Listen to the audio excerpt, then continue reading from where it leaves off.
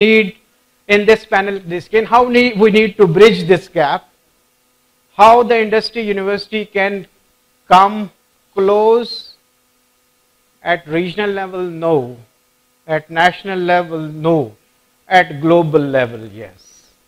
We need to think globally now. If we want Pakistan to progress, if we want our youth, let me congratulate here also our pride of performance engineer Nasir Khan for putting an effort to sign that Washington Accord. Sir, many congratulations. I would like to clap for yourself, sir.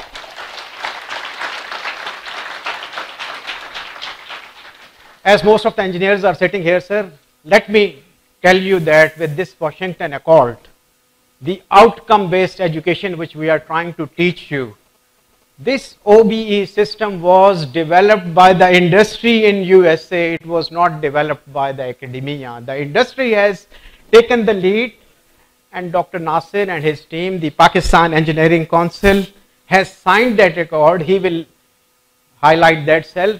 By virtue of that, you all engineers have the opportunity to work.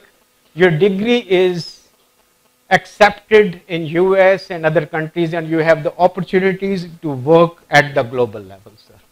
So that's what globalization is. So moving on, just as I said that this is the age of research, this is the age of productivity, this is the age of synergy. So what we need to do is to synergize, and the Department of ORIC led by Dr. Najib, what we have done, we have gone a bit international now, and we have just signed those MOUs with some of the leading schools, with the graduate school in Korea. There is another school, college, university in Korea. There is, I can't pronounce, Incheon University, something like that, in China. Smart Energy Research Unit, this is the unit where I'm working in Australia. So we have signed that MOU with them. That smart grid technology, I'm bringing it to Pakistan with Professor Akhtar Kalam. This was my initiative. That smart grid is, in the last 1 month, I've hired 2 researchers on this project. And Engineering Institute of Australia, these guys are coming, and there is a new University of England as well. So we have, on the basis of that model, we have defined our destiny. We have defined our destiny, what we need to do, how we can go, and we have found our global partners. But let me emphasize here that it is not necessary that you need to have that collaboration with universities. It can be at departmental level. It can be at professor level.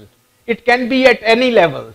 So you need to find that collaborator who is better than you. You need to find that and have that sort of collaboration. So this is our part. But at national level, I'll just go through. Go through some of the projects we have done with HEC in health sciences. This is with Ministry of Information, Technology and Telecom, ICT R&D. Our 4 projects were approved. So charity begins at home. I just went to the chairman and the patron-in-chief, Mia Muhammad Hanif Saab. I'm very grateful to him. He is also the chairman, I believe, of Medina Foundation. And we got some grants as well. So Medina Foundation itself is supporting us with some projects. There is a Reha Textile also. There is this school, University Cambridge School. We are also trying to develop school management system through our software guys. In this university, the engineering campus, we are well aware of how to collaborate between the universities. Dr. Muhammad Ashraf Saab, I'm very much grateful to him that yesterday I went for the first time to him. I just want to tell you the importance of collaboration. How important is collaboration? He's been here, I think he's the Vice Chancellor for the last possibly 6 months. I had the opportunity through Mr. Bukhari, he's one of the family friends. So what happened is this, that Dr. Saab very kindly, we went to Multan Bahauddin Zakriya University days, sir. So the 50 years relationship got activated again. There's a 50 years relationship of Bahauddin Zakriya University. My father being the pioneer registrar of the Bahauddin Zakariya University, who bought 10 Murabba land, is the largest university of Southeast Asia, and we went to those days, and I'm sir thankful to you, sir. On my single invitation, we are really very much privileged to have such a scientist among us, sir. That's the value of collaboration, sir, and that's what we are going to do with Pakistan Engineering Council stars, with University of Agriculture Faisalabad, with FAST. We are going to collaborate, inshallah ta'ala, not only at national level, but also, I also volunteer myself. I volunteer myself, being worked in 4 countries and staying in Australia for 15 years, sir. I volunteer myself to help other universities of Pakistan with international collaboration, sir. I volunteer myself. So there's an event, Tech Hawks. This was before my joining the university. This is the series 5 of the Tech Hawk. We collaborate. This is an event of the university. We collaborate with other. The final year project competition is there, sir. Those final year projects, these universities participate. FAST, UET Faisalabad, UET Lahore, National Textile University. So this is an event we have collaborated, and we have developed certain projects, sir. And through these projects, one of the project, it is under the patency, sir, now, ICT through ICT and R&D, and we were the runners up. And then other universities have also engineers, they have developed this project, and they have won through the ICT and R&D thing. Let me here conclude my presentation with the last 2-3 minutes. Dr. Nasir also warned me that I can go on and on and on, but the program has been delayed, sir, and you have to reach there because of that dharna thing. So let me give you an example of DNA model, of our DNA model of the community project, what we have done with the community project, sir. This project itself is a renewable energy project whereby we are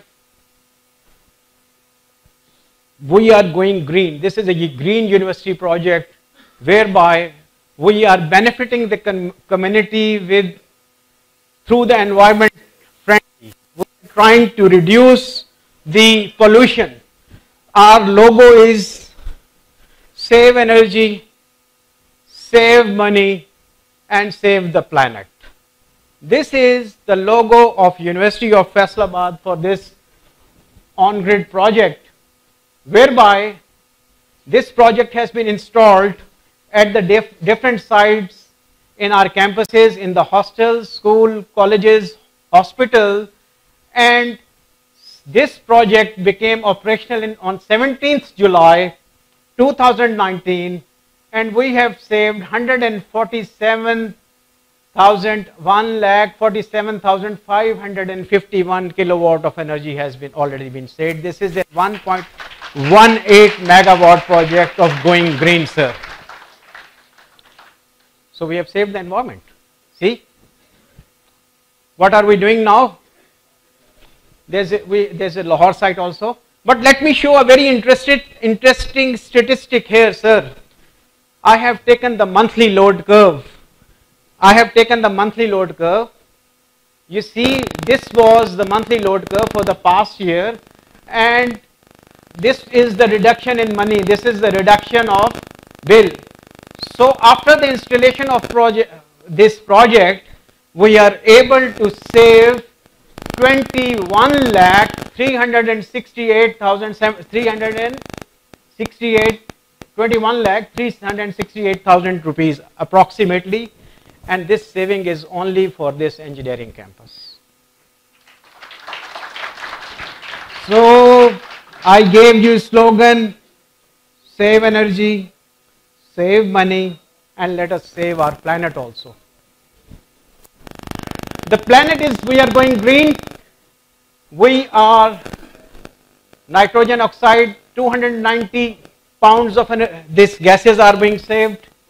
Carbon offset is 184, and sulfur dioxide is about 20 pounds. So we are trying to save, we are trying to do our part, sir. We are trying to save planet also. So I conclude my presentation with one of the initiatives taken by our Health Sciences campus from the university, that we have also now, it's a very recent, arranged the CEO's training program, the director's program. You can see our chairman, I'll highlight him. The chairman is here, our madam is here. So we are trying to do our part also with the director's training. We are trying to lift the industry. We are trying to introduce the best practices in the industry, sir. So let us conclude. Who is the winner? Who is the loser? I believe all of us are the winner if we can collaborate at the global level. Thank you very much.